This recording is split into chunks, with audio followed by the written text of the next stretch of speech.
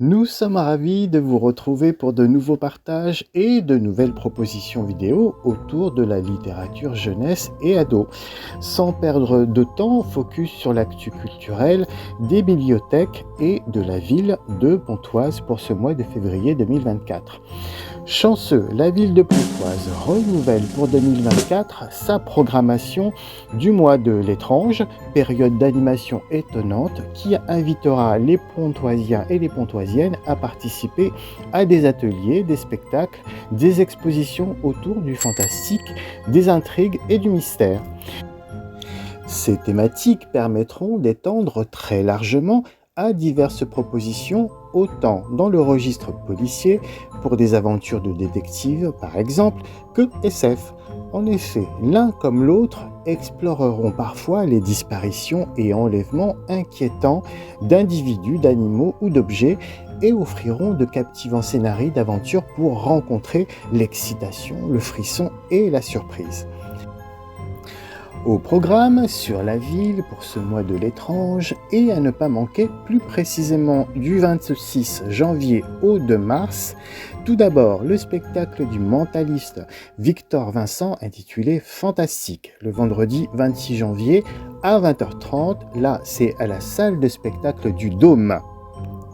Ensuite également au Dôme, le spectacle de prestidigitation du 1er février à 20h30 qui se nomme Ça disparaît avec Mathieu et Rémi des illusionnistes. Ensuite au cinéma Utopia, les spectateurs sont conviés à un rendez-vous avec un homme mystérieux du nom de Arkham Urgi, qui livrera un récit de vie mêlant anecdotes de voyage et réflexions sur le réel, nous dit-on. C'est vendredi 9 février à 20h30 avec cette pièce de théâtre fantastique, La Caravelle et l'Oiseau Blanc. Cela va un peu déborder sur le mois de mars sur la ville avec le samedi 2 mars à 17h et aussi à 18h un jeu entre l'escape game et la murder party. C'est l'enquête au musée, la dernière demeure et ça se passera au musée d'art et d'histoire Pissarro de Pontoise. Attention, côté médiathèque de Pontoise, notez bien, là aussi vous pourrez être mentalisé et soufflé. À la bibliothèque des Louvrais, tout d'abord, on vous signale déjà le samedi 27 janvier un escape game autour des fantômes japonais, les yokai. Également, le samedi 3 février, on vous y propose une séance de tour de magie à 11h. Enfin, le samedi 10 février, il y a un atelier de dessin pour s'amuser avec les illusions d'optique. Du côté de la centrale Guillaume Apollinaire, on vous invite du 1er au 29 février à profiter d'une exposition interactive prêtée par la bibliothèque départementale du Val d'Oise où les plus de 13 ans pourront mener l'enquête sur des panneaux présentés debout, narrant la triste histoire du personnage mort et bien mort appelé le mort. Vous avez saisi. Muni des tablettes à votre disposition, vous passerez les suspects sous la loupe et ferez surgir des indices cachés. Qui a tué le mort? Ensuite, sur la centrale Apollinaire encore, un vrai temps fort, une grande journée de l'étrange destinée aux plus jeunes avec des lectures de contes, des ateliers créatifs et enfin une séance de projection du film d'animation Brendan et le secret de Kells. Là, ça se passera au cinéma Utopia. Pour finir rapidement, la bibliothèque de quartier de Marcouville ne sera pas en reste sur l'événement avec des lectures de l'étrange. Ça se passera le samedi 24 février à 10h, entre autres choses. Nous vous recommanderons de jeter un œil sur le site de la ville de Pontoise et sur celui de la communauté d'agglomération des bibliothèques du Val d'Oise pour connaître la programmation complète. À présent, place aux chroniques. Nous vous avons réservé des titres jeunesse en lien avec l'étrange, la disparition et le naufrage sur des terres mystérieuses inconnues des cartes. Nous les avons lus pour nous et pour vous et on vous en parle tout de suite. Vous êtes prêts? C'est parti! Tout de suite, focus sur 3 titres jeunesse, donc un album, un roman illustré et un roman ado classique ressorti avec de toutes nouvelles illustrations.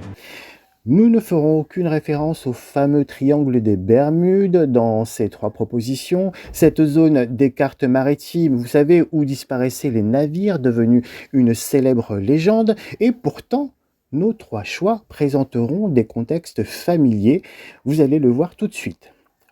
Premier choix, ce roman Grands ados qui s'appelle De larmes et d'écume de l'auteur Stéphane Michaka chez Pocket Jeunesse. C'est un récit intrigant qui flirtera avec l'enquête et avec le récit de voyage. Pour tout vous dire, un navire va disparaître avec la jeune Elsie à son bord, montée incognito, et être retrouvé plus tard dérivant sans son équipage et ses voyageurs. Seront-ils morts ou auront-ils subi des revers sur les mers hostiles, tempêtes ou détruiseurs pirates, et trouvé les moyens inespérés de se sauver? Le roman nous racontera ce mystère inspiré d'un fait divers réel et par 2 biais.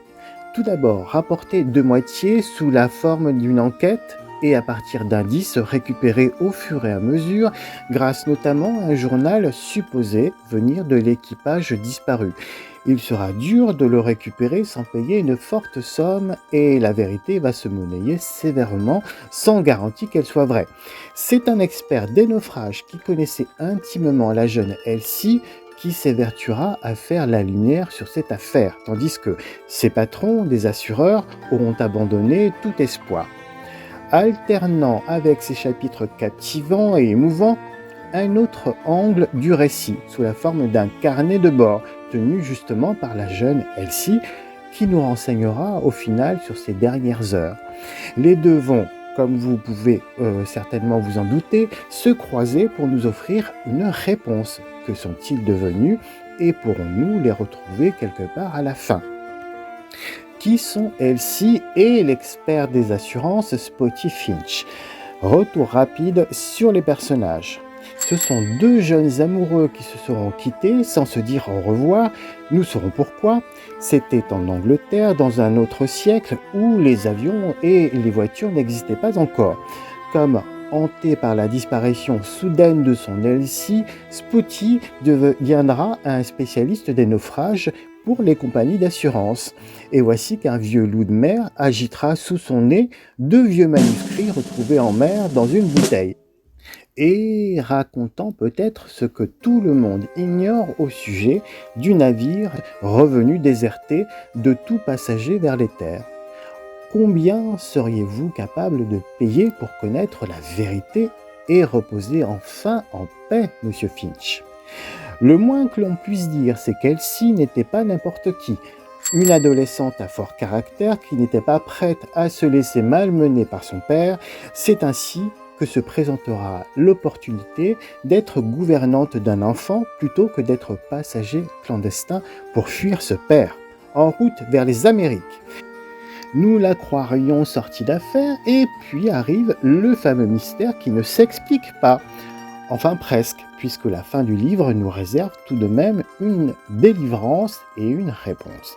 C'est à découvrir en le lisant, bien entendu, c'est passionnant. Les mordus auront sans doute envie d'aller farfouiller par la suite sur les archives de ce cas fantôme qui aura vraiment existé. Nous, on a aimé.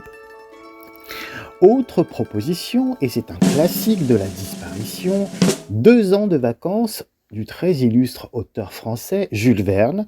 C'est édité chez Sarbacane cette fois. Cette version vaudra notamment pour ses riches illustrations sublimes de l'auteur Frédéric Pillot. C'est un grand format et un volume très épais, certes, mais nous vous le garantissons, cela se lit presque tout seul, sans grande difficulté. Cela permettra d'intéresser un public jeune lecteur ado plus large, en offrant ici des images et une écriture bien moins petite et serrée que les lourds volumes que l'on servait aux premiers lecteurs ados de l'époque de ce roman-ci. Parlons du pitch, du contenu de l'aventure, quoi. C'est ce que l'on appelle, dans le jargon des bibliothécaires, une Robinsonade, c'est-à-dire une aventure de survie sur une île déserte ou partiellement habitée. C'est ce qui va se passer avec ce groupe de jeunes élèves inscrits à l'internat d'un collège et lycée anglais. Embarquant sur un navire de jour avec un équipage à son bord, ils vont se réveiller en pleine nuit, dérivant en pleine mer et sans le personnel adulte. Nous chercherons donc à savoir pourquoi, évidemment, à élaborer aussi des hypothèses à partir des cours de géographie qu'ils ont eu en classe pour savoir vers quelle partie de la planète ils pourraient dériver, s'ils n'ont pas trop dormi en classe bien sûr. Chacun devra garder son sang-froid, faire confiance à ses maigres connaissances de la navigation et surtout de la survie. Que pourront-ils manger sur cette île qu'ils ne reconnaissent pas? Où vont-ils s'abriter? Comment ne pas paniquer? C'est quasiment un escape game, comme l'on dit d'une façon moderne aujourd'hui. Les grands et les petits de l'aventure vont devoir grandir, se montrer matures, responsables, laisser leurs différends de côté pour savoir qui va commander les autres. Et oui, ensemble, ils vont développer une petite société de fortune. Il va falloir s'organiser et trouver un meneur qui saura prendre les bonnes décisions, fédérer les efforts et distinguer les actions les plus urgentes pour que le groupe ne meure ni de faim ni de froid, le temps de trouver une véritable solution pour s'évader de l'île mystérieuse. Un bateau va-t-il passer?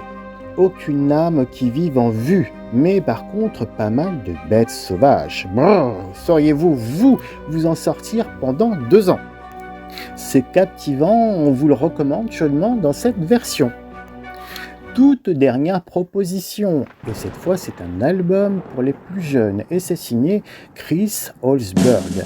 Lui aussi n'est pas un inconnu, c'est l'auteur de Zarathustra, de Jumanji et de Boreal Express, pour ne citer que. Notre aventure étrange en pleine mer s'intitule cette fois La Pierre Maléfique, et c'est publié chez l'éditeur 2. Chris Holzberg nous aura régulièrement enchantés ou intrigués sur des petites aventures étranges où la magie, le fantastique et l'humour interviendront régulièrement avec malice. Ici, pas d'enfants. Nous serons embarqués à bord d'un navire, le Rita A, là aussi à une autre époque qui ne connaissait pas encore le voyage express. La pierre maléfique, c'est une anecdote, la parole transmise d'un capitaine qui aura rencontré l'étrange sur l'un de ses parcours en bateau. Comment le traduire autrement? Au fil de son témoignage, qui noircira les pages de son carnet de bord, nous rirons et nous douterons nous aussi les lecteurs. C'est un peu le but fixé par l'auteur. Est-ce vraiment arrivé? Et le capitaine Randall Ethan Hope sera le seul à pouvoir nous dire que c'est bien arrivé. 2 témoins, c'est mieux, n'est-ce pas? Un jour, l'équipage rapportera une énorme pierre d'une escale sur une île étrangement inhabitée. Cette pierre, nous ne la verrons jamais sur les images. Nous ne verrons d'ailleurs l'équipage que de dos, avec leurs uniformes. On ne saura pas qui aura été présent. Le capitaine sera le seul à noter l'étrange comportement de ces marins qui perdront petit à petit leur joie, abandonneront dangereusement leur poste de navigation ou de surveillance pour méditer en groupe autour de la pierre. L'auteur nous appâtera tout de même, nous glissant bien une preuve bien concrète de la néfaste influence de la pierre et de la transformation anormale des marins. Avez-vous remarqué cet original équipage de singes en uniforme priant autour d'une pierre? Diable amour, où sont les marins?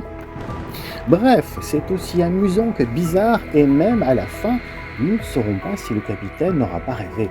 C'est du Chris Holzberg tout craché, replaçant ses lecteurs sur la frontière du fantastique ou du canular extrêmement bien ficelé.